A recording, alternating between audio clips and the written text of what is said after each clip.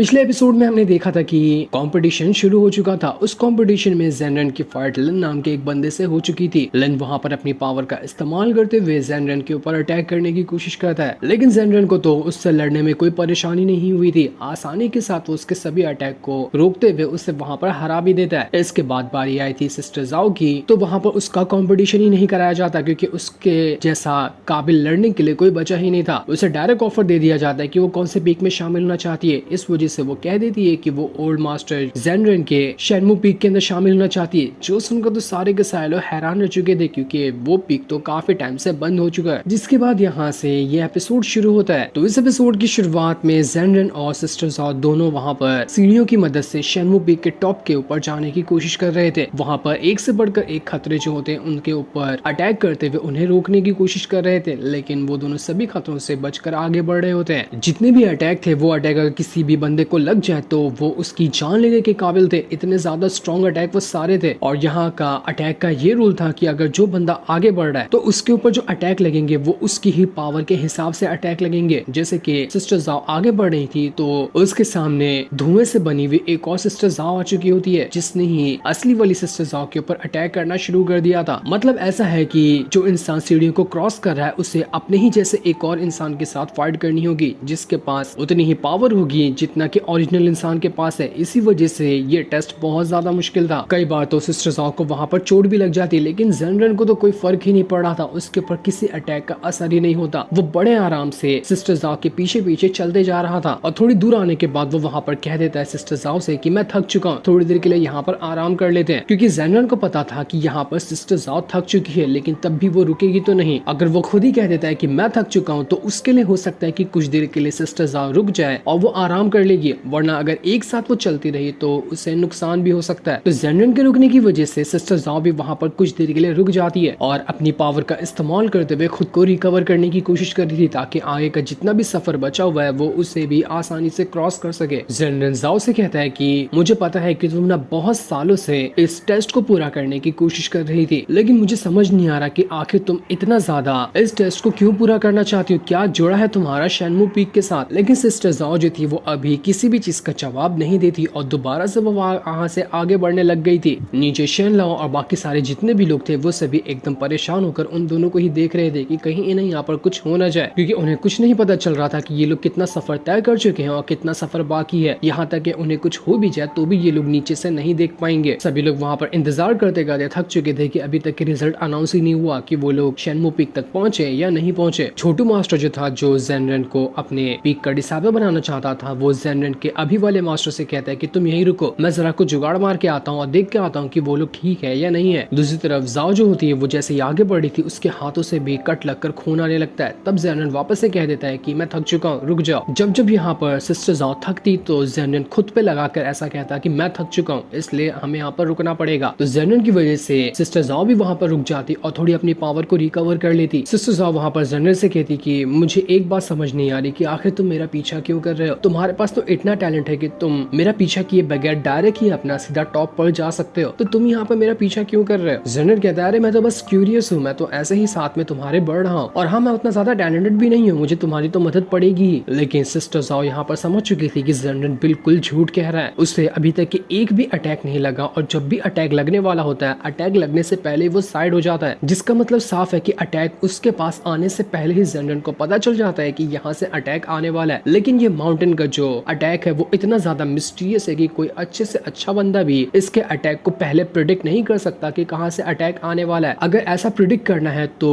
उसके लिए बंदे को कम से कम हेवनली रैम को ब्रेक थ्रू करना पड़ेगा, उसके बाद ही कोई बंदा शेनमू पीक के अटैक को पहले ही प्रिडिक्ट कर सकता है लगने से। तो कहीं ऐसा तो नहीं कि जेनरन ने यहाँ पर अपना हेवनली रैम ब्रेक थ्रू किया होगा? नहीं, ऐसा तो नहीं हो सकता क्योंकि ये खुद बोलता है कि ये लूजर है, तो ये इतना ज्यादा स्ट्रॉन्ग कैसे हो सकता है? शायद ये तुक्का लगा रहा होगा अटैक से बचने का, जो कि हर बार निशाने पे लग जाता है। जिसके बाद सिस्टर जाओ वापस से आगे बढ़ना शुरू कर देती है क्योंकि अभी भी बहुत लंबा सफर बचा हुआ था और उन्हें जल्द से जल्द इस सफर को पूरा करना है। दूसरी तरफ हम छोटू मास्टर को देखते हैं जो एक दूसरे मास्टर के पास आता है। ये दूसरा वाला मास्टर जिस शेनमू पीक के माउंटेन पे सिस्टर जाओ और जेनरन चढ़ रहे हैं उसी के सामने वाले माउंटेन पे खड़ा था और वहां से उन दोनों के ऊपर नजर रखे हुए था। तो छोटू मास्टर यहाँ पर उसे यही कहने के लिए आया होता है कि आप तो यहाँ पर उन दोनों के ऊपर नजर रखे हुए ना, तो कभी भी कुछ गड़बड़ हो जाए तो आप प्लीज एक छोटी सी रिक्वेस्ट है कि उन्हें बचाने बचाने के लिए चले जाना, वरना हम सबको तो नीचे से कुछ दिखाई नहीं दे रहा कि कब यहाँ पर उनके साथ कुछ गड़बड़ हो जाए। तो ये छोटी सी रिक्वेस्ट है, आप इसे पूरा कर लेना। दूसरी तरफ सिस्टर ज़ाओ के ऊपर एक बहुत ही ज्यादा स्ट्रॉन्ग वाला अटैक लगने वाला था, लेकिन वो अटैक उसके ऊपर लगता जेनरन वहां पर आकर उसे बचा लेता है और फिर दोबारा उससे कहता है कि मैं थक चुका हूँ, अब हमें यहाँ पर आराम करना होगा। सिस्टर ज़ाओ वहां पर कह रही थी कि अब मुझे ऐसा लग रहा है ना कि मुझे मेरे अंदर ज्यादा ही घमंड था कि हाँ मैं इस टेस्ट को पूरा कर सकती हूँ, लेकिन अब ऐसा लग रहा है कि नहीं, मैंने अपने आप को बहुत ज्यादा ओवर एस्टिमेट कर लिया, जो कि मेरी सबसे बड़ी गलती थी। मुझे नहीं लगता कि मैं यहाँ पर इस टेस्ट को पूरा करते हुए शेनमू पीक तक जा पाऊंगी। जेनरन कहता है कि अरे इतनी जल्दी कॉन्फिडेंस क्यों लूज कर रही हो, अभी भी तुम्हारे अंदर काफी ज्यादा हिम्मत है, तुम चाहो तो इस माउंटेन की पीक पर जा सकती हो। सिस्टर ज़ाओ वहाँ पर कुछ पिल निकालती है और वापस से अपना कल्टीवेशन करते हुए खुद को रिकवर करने की कोशिश कर रही थी, और थोड़ा सा रिकवर करने के बाद वो दोबारा से अपना सफर शुरू कर देती है। वो दोनों वहाँ पर फिर से आगे बढ़ने लग गए थे। अंडरवर्ल्ड का जो पीक मास्टर था वो भी वहाँ पर सिस्टर ज़ाओ को देख रहा था। वो कह रहा होता है कि मैंने कितना अच्छा ऑफर तुम्हें दिया था कि मेरे अंडरवर्ल्ड में आ जाओ, लेकिन तुम्हें तो अलग ही नशा चढ़ा था। अब देखो तुम्हारी हालत कैसी हो चुकी है, और तुम्हारी इस हालत को सुधारने के लिए मैं कुछ कर भी नहीं सकता क्योंकि तुमने खुद ही ये रास्ता चुन लिया। दूसरी तरफ जेनरन जो होता है वो थोड़ा सा पानी एक पत्ते पे रखकर सिस्टर ज़ाओ को ला कर देता है ताकि थोड़ा सा पानी पी के वो आराम ले सके। सिस्टर ज़ाओ से कहती, तुमने मुझे पूछा था ना कि आखिर मैं शेनमू पीक के अंदर क्यों जाना चाहती हूँ, मेरा रिश्ता क्या है उससे, तो मैं तुम्हें यहाँ पर बताती हूँ कि मैं ये साबित करना चाहती हूँ कि ओल्ड मास्टर जेनरन जो थे उन्होंने मुझे अपना डिसाइपल बनाया था। जब मैं ये बात सबके सामने कह रही थी ना तो सभी को ऐसा लग रहा था कि मैं खाली मन घड़त बातें बना रही हूँ, लेकिन आज मैं सबके सामने शेनमू पीक को क्रॉस करने के बाद ये बात साबित करना चाहती हूँ कि नहीं, बचपन में ही मुझे उस ओल्ड मास्टर जेनरन ने अपना डिसाइपल चुन लिया था। दोस्तों अगर आपको यहाँ पर कंफ्यूजन होता है कि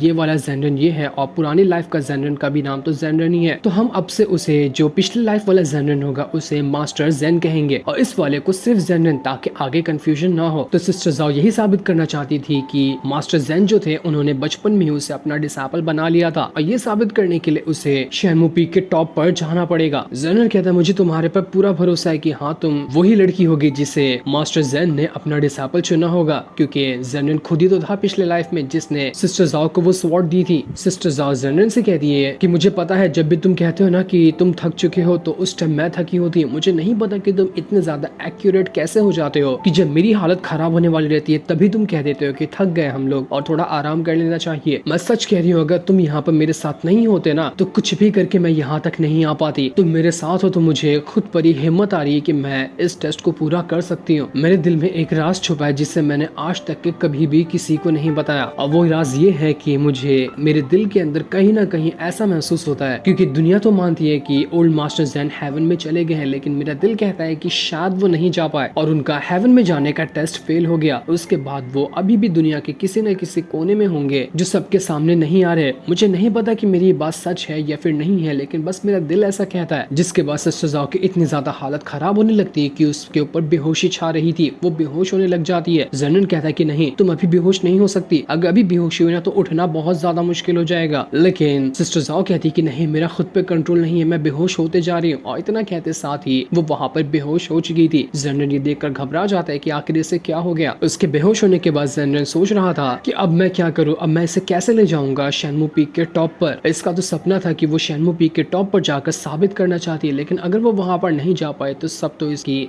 मैं चाहूँ तो अभी भी अपनी पावर का इस्तेमाल करते हुए इसे शेनमू पीक के टॉप पर ले जा सकता हूँ, लेकिन मुझे पता है कि कोई ना कोई मास्टर मुझ पे नजर रखे होगा। मुझे समझ नहीं आ रहा कि मुझे अपनी पावर का इस्तेमाल करना चाहिए या नहीं करना चाहिए। लेकिन थोड़ी देर सोचने के बाद वो कहता है कि भाड़ में गया मास्टर, जो मुझे देख रहा है ना देखता रहे, लेकिन मैं तो सिस्टर ज़ाओ को इस शेनमू पीक के टॉप पर ले जाकर रहूंगा। इसके बाद जेनरन अपना जो सिस्टर ज़ाओ की बचपन में उसने स्वॉर्ड उसे दी थी उसकी पावर को एक्टिवेट करने लगता है, जो कि ब्रेसलेट वाली स्वॉर्ड है, और वो स्वॉर्ड यहाँ पर रस्सी में बदलकर सिस्टर ज़ाओ को पकड़ने लग जाती है ताकि उस रस्सी को पकड़कर जेनरन उसे शेनमू पीक के टॉप पर ले जा सके। जिसके बाद जेनरन बड़ी आसानी के साथ सिस्टर ज़ाओ को अपने साथ लिए हुए शेनमू पीक के टॉप की तरफ बढ़ना शुरू कर देता है। और अब जब यहाँ पर आगे की तरफ जेनरन था तो उसके ऊपर उसके ही जितने पावरफुल अटैक लग रहे थे, लेकिन जेनरन को यहाँ पर कुछ नहीं होता। वो अटैक उसको टच करते साथ ही डिस्ट्रॉय होते जा रहे थे। जेनरन को तो अब अटैक से बचने की भी जरूरत नहीं पड़ रही थी, वो बड़ी आसानी के साथ सभी अटैक को डिस्ट्रॉय करते हुए ऊपर की तरफ बढ़ रहा था। वो मास्टर जो जेनरन और ज़ाओ के ऊपर नजर रखे हुए था वो इस चीज को देखकर काफी ज्यादा खुश हो जाता है, क्योंकि वो भी चाह रहा था कि ये दोनों शेनमू पीक के टॉप पर पहुंच जाए और आखिरकार ये लोग यहाँ पर पहुंचने वाले हैं। शायद ये मास्टर अच्छा इंसान होगा, लेकिन इस चीज को होता हुआ देखकर अंडरवर्ल्ड का जो मास्टर था उसका दिमाग फिर जाता है, कि आखिरकार ये तो टॉप पर जा रही है, मैंने सोचा था कि ये फेल हो जाएगी तो इसे पनिशमेंट होगी और उसके बाद मैं इसे जबरदस्त अपने अंडरवर्ल्ड में डाल लूंगा, लेकिन मेरा प्लान फेल हो गया। जिसके बाद देखते ही देखते मास्टर जेनरन और सिस्टर जाओ दोनों के दोनों शेनमू पीक के गेट के पास आ चुके थे। वो दोनों वहाँ पर पहुंच चुके होते हैं। जेनरन कहता था कि वहाँ पर मैं इतने दिनों बाद आया हूँ, कितना अच्छा फीलिंग आ रही है मुझे। पिछली लाइफ में मैं यहाँ पर आया था और इस बार इस लाइफ में पहली बार यहाँ पर आ रहा हूँ। सारी की सारी पुरानी यादें ताजा हो रही है। वो सिस्टर जाओ को शेनमू पीक का जो गेट होता है वहाँ पर लिटा देता है और अपना जैसे ही उसने गेट के ऊपर हाथ रखा था वो दरवाजा यहाँ पर जेनरन को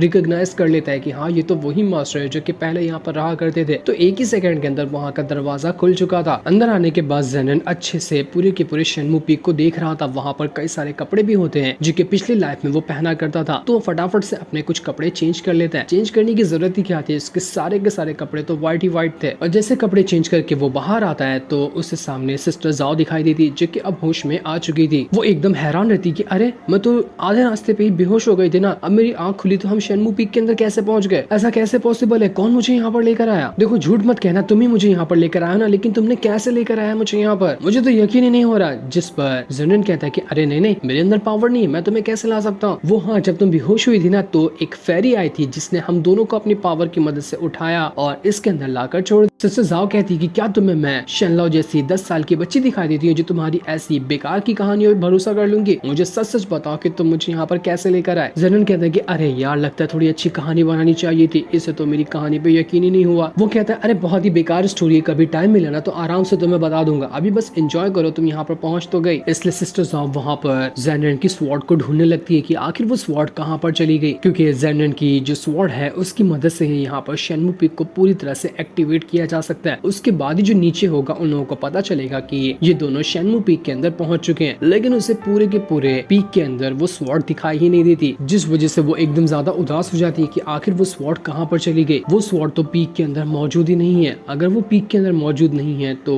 इसके 3 ही जवाब हो सकते हैं। पहला जवाब ये होगा कि हो सकता है कि मैं गलत हूँ और मास्टर जेन ने उस स्वॉर्ड के साथ ही हेवन में चले गए होंगे, या फिर दूसरा जवाब ये हो सकता है कि उनकी स्वॉर्ड पीक के अंदर रही गई होगी और किसी ने उस स्वॉर्ड को चुरा लिया होगा, और तीसरा जवाब ये हो सकता है कि जेनरन जो ओल्ड मास्टर थे वो हेवन में जाने के बजाय कहीं और जाकर गिर गए होंगे और वहां पर वो रह रहे होंगे जहाँ पर स्वॉर्ड अभी भी उनके पास ही होगी। ये तीनों में से कोई भी एक जवाब हो सकता है, लेकिन मुझे नहीं पता कि कौन सा जवाब सही होगा। मुझे तो बस यहाँ पर स्वॉर्ड चाहिए थी। मैंने अपनी बचपन से आज तक की जिंदगी लगा दी ताकि मैं मास्टर जेन के बारे में जानकारी निकाल सकूं, उनके पीक में शामिल हो सकूं, लेकिन लगता है कि अब सब कुछ यहाँ पर खत्म हो गया। मेरे इतने साल की मेहनत बर्बाद हो गई। मेरे पास वो स्वॉर्ड ही नहीं है जिसकी मदद से मैं इस शेनमू पीक के अंदर रहकर इसे एक्टिवेट कर सकूं और अपने मास्टर जेन की जानकारी हासिल कर सकूं। लेकिन मुझे तो अब कुछ भी नहीं पता चल रहा कि अब मुझे आगे क्या करना चाहिए। लेकिन तभी जेनरन जो होता है वो वहाँ पर सिस्टर जाओ को बेहोश कर देता है ताकि वो कुछ ज्यादा चीज जान ना ले, वरना हो सकता है कि जेनरन की आइडेंटिटी रिवील हो जाएगी कि यही है वो पिछले लाइफ का मास्टर जेन जिसने उसे बचपन में अपना डिसाइपल बना लिया था। इसी वजह से जेनरन ने सिस्टर जाओ को यहाँ पर बेहोश कर दिया होता है और बेहोश करने के बाद वो उसे रिकवर करने की कोशिश कर रहा था, क्योंकि अभी भी उसके ऊपर कई सारे चोटों के निशान होते हैं। वो सिस्टर जाओ का अच्छे से ख्याल रखता, उसे दवा वगैरह खिलाता और उसके खून के निशान वगैरह को साफ कर रहा था। वो जब यहाँ पर सिस्टर जाओ बेहोश होती तो उससे कह रहा होता है कि हाँ, मुझे आज भी वो दिन याद है जब मैं पहली बार तुम्हारे घर से गुजरा था। उस दिन हल्का हल्का तूफान आ रहा था और तुम्हारे माता पिता घर के बाहर ही खड़े थे, तो मैंने उन्हें अपनी वाली स्वॉर्ड दे दी थी एज अ गिफ्ट की बड़े होने के बाद तुम उस स्वॉर्ड का इस्तेमाल कर सको। कुछ देर बाद जब सिस्टर जाओ को होश आता है तो वो आईने में जैसे अपने आप को देखती है तो उसे पता चलता है कि जेनरन ने तो उसके बालों में चोटी बांध दी। वो भागकर जेनरन के पास आती है और उसे कहती है कि ये तुमने क्या किया, मेरे बालों में चोटी क्यों बांध दी, कितनी बेकार लग रही मैं, कोई बच्ची थोड़ी हूँ मैं। जेनरन कहता है कि अरे यार, तुम्हारे बाल तो पहले से ही छोटे थे और तुम्हारे मुंह पे आ रहे थे, तो मैंने सोचा कि चोटी बांध दो, बड़ी अच्छी लग रही है ये चोटी, इसे ऐसे ही रहने दो। तुम्हारे बाकी लड़कियों की तरह बड़े बाल होते तो मैं चोटी नहीं बांधता, वैसे खुले ही अच्छे लगते। फिर वैसे तुम अपने बालों को बड़ा क्यों नहीं रखती हो कि तुम्हारे बाल कितने छोटे हैं, बड़े रहते तो और अच्छी लगती तुम। उसके साथ साथ तुम्हें पता है मुझे एक और चीज के बारे में पता चला, मैंने उस स्वॉर्ड को ढूंढ लिया जिसे तुम ढूंढ रही थी। ये सुनकर सिस्टर जाओ एकदम हैरान हो जाती है कि क्या तुम्हें मास्टर जेन की स्वॉर्ड मिल गई, बताओ ना मुझे वो कहाँ पर है। जिस पर जेनरन कहता है कि अपने हाथ को चेक करो, तुम्हारे हाथ पे जो स्वॉर्ड है ना वही है ओरिजिनल मास्टर जेन की स्वॉर्ड। सिस्टर जाओ हैरान रहती है कि अरे ये तो नॉर्मल से स्वॉर्ड थी ना, ये ओरिजिनल स्वॉर्ड कैसे हो सकती है। जेनरन कहता है कि लाओ जरा मुझे बताओ, मैं तुम्हें बताता हूँ कि ओरिजिनल स्वॉर्ड है या नहीं है। इसके बाद जेनरन अपने हाथ में वो स्वॉर्ड लेता है जो कि ब्रेसलेट वाली थी, ब्रेसलेट से वो उसको स्वॉर्ड बनाता है और अपनी पावर का इस्तेमाल करते हुए उस उस स्वॉर्ड के ऊपर जो लेयर लगी हुई थी उसे निकाल देता है। जैसे वो लेयर निकली थी अंदर से ओरिजिनल यहाँ पर ओल्ड मास्टर जो ज़ेन था उसकी स्वॉर्ड बाहर निकल कर आती है, क्योंकि ज़ेन ने अपनी ओरिजिनल वाली स्वॉर्ड यहाँ पर बचपन में ही सिस्टर ज़ाओ को दे दी थी, लेकिन उसके ऊपर एक लेयर चढ़ा दिया था ताकि सिस्टर ज़ाओ को ऐसा ना लगे कि उसके हाथ में जो स्वॉर्ड है वो ओरिजिनल वाली है, उसे वो कोई नॉर्मल ही स्वॉर्ड लगेगी। इस चीज को देखकर सिस्टर ज़ाओ एकदम ज्यादा हैरान रह चुकी थी कि मेरे हाथ में मास्टर ज़ेन की ओरिजिनल स्वॉर्ड थी और आज तक कि मुझे खुद ही इसके बारे में नहीं पता चला। वो ज़ेन से कहती कि तुमने ये स्वॉर्ड को ढूंढा है ना, तो ये तुम्हारी है, मेरा इस पे कोई हक नहीं, इसे तुम ही अपने पास रख लो। मुझे लगता है ना कि तुम मेरे जो मास्टर ज़ेन थे उनके ही रिलेटिव में से कुछ होगे, हो सकता है मास्टर ज़ेन तुम्हारे दादा परदादा रहे होंगे, तभी तो उनके बारे में तुम्हें इतनी जानकारी है। बताओ मुझे कि आखिर मास्टर ज़ेन तुम्हारे क्या लगते थे। जिस पर ज़ेन कहता है कि हाँ तुम एक हिसाब से ना सही कह रही हो, लेकिन मैं अभी तुम्हें नहीं बता सकता कि मास्टर ज़ेन मेरे क्या लगते थे। और हाँ, ये स्वॉर्ड को जब मास्टर ज़ेन ने तुम्हें बचपन में ही दे दिया था तो ये स्वॉर्ड तुम्हारी ही है, तुम इसे किसी और को नहीं दे सकती, इसे अपने पास ही रखो। तब सिस्टर ज़ाओ जो होती है वो यहाँ पर ज़ेन को बताती है कि तुमने मुझे पूछा था ना कि मैं अपने बड़े बाल क्यों नहीं रखती, तो जब से यहाँ पर बचपन में ही मास्टर ज़ेन ने अपनी मुझे स्वॉर्ड दी थी तभी से मैंने अपनी जिंदगी का सफर चेंज कर लिया। नॉर्मल लड़कियों से, नॉर्मल लड़कियां बड़ी होती है, दोस्त वगैरह रखती है, आगे चलकर शादी वगैरह करती है और एक नॉर्मल तरह से जिंदगी गुजारती है, लेकिन मैंने अपना सफर चेंज कर लिया था। मैं बचपन से ही एक वॉरियर बनना चाहती थी और आज तक के मैं वॉरियर ही बनना चाह रही हूँ। मुझे शादी वगैरह करने से कोई मतलब नहीं है, मैं खुद को बहुत ज्यादा स्ट्रॉन्ग बनाना चाहती हूँ। इसी वजह से मैंने अपने बाल भी छोटे कर लिए ताकि वॉरियर जैसी फीलिंग आए। मुझे स्टाइल मारने से कोई मतलब नहीं है, ना ही दोस्ती वगैरह किसी से करने से मतलब है। मैं बिल्कुल ऐसा काम करना चाहती हूँ जो मुझे पावरफुल और एक वॉरियर जैसा खिताब दे सके। और मास्टर ज़ेन का बहुत बहुत शुक्रिया जो बचपन में ही उन्होंने मुझे ये स्वॉर्ड देकर मेरे इस सफर में इतना ज्यादा साथ दिया। मैं हमेशा हमेशा उनकी आभारी रहूंगी। ज़ेन को तो ये सुनकर अंदर ही अंदर बहुत ज्यादा खुशी हो रही थी, क्योंकि वो अपनी ही तारीफ सिस्टर ज़ाओ के मुंह से सुन रहा था। सिस्टर ज़ाओ कहती है कि ज़ेन तुम्हारा बहुत बहुत शुक्रिया, मैं तुम्हारा कैसे शुक्रिया करूँ मुझे पता नहीं चल रहा। आज तुम्हारी वजह से मुझे ये स्वॉर्ड मिली, मैं शेनमू पीक के टॉप पर आए और सब कुछ यहाँ पर हो गया। तुम बिल्कुल एक मसीहा बनकर आए मेरे लिए। उस बेचारी को क्या पता था कि जिस मास्टर के बारे में वो जानकारी निकालना चाह रही है वो मास्टर तो उसके सामने ही है। ज़ेन कहता है कि चलो चलो बहुत टाइम हो गया, जाओ जल्दी से स्वॉर्ड को यहाँ पर लगा कर बाकियों को तो बताओ कि हम लोग शेनमू पीक के अंदर आ चुके हैं। इसलिए सिस्टर ज़ाओ जो होती है वो वहाँ पर एक होल्डर बना हुआ था, उसी के अंदर अपनी मास्टर ज़ेन की ओरिजिनल वाली स्वॉर्ड को लगा देती है, जिस वजह से वहाँ से बहुत ज्यादा पावर बाहर निकलने लग गई थी और आसपास के पूरे इलाके में बिल्कुल तूफान सा आ जाता है। वो पहाड़ जिसके ऊपर शेनमू पीक है उसके ऊपर एक फॉर्मेशन बन चुका था और फॉर्मेशन के अंदर से पूरा झरना बहने लग जाता है, क्योंकि यहाँ पर शेनमू पीक अब वापस से एक्टिवेट हो रहा था न जाने कितने सालों के बाद, क्योंकि मास्टर ज़ेन के जाने के बाद हेवन में तब से ये शेनमू पीक लॉक कर दिया गया था और आज जाकर ये खुला है। इस चीज को देखकर सारे के सारे लोगों की आंखें फटी की फटी रह जाती है कि इसका मतलब साफ है कि सिस्टर ज़ाओ और ज़ेन दोनों के दोनों शेनमू पीक के टॉप पर चले गए। हमने नहीं सोचा था कि वो लोग ये करके दिखाएंगे, लेकिन आखिर उन लोगों ने ये करके दिखा दिया। आज इतने सालों बाद शेनमू पीक को वापस से पहले जैसा एक्टिवेट देकर कितना अच्छा लग रहा है, इसकी कोई हद नहीं है। आज यहाँ पर हमारे किनशिन सेक की जो लेगेसी थी टोटल 9 पीक वाली, वो वापस से पूरी हो चुकी है, क्योंकि इससे पहले 8 ही पीक एक्टिवेट थे और 9 नहीं था, लेकिन आज वो भी एक्टिवेट हो गया। इस चीज से ज़ेन और सिस्टर ज़ाओ दोनों बहुत ज्यादा खुश थे कि आखिरकार उन लोगों ने ये चीज करके दिखा दिया। जो सीन दिखाते ही ये एपिसोड यहीं पर एंड हो जाता है। Thanks for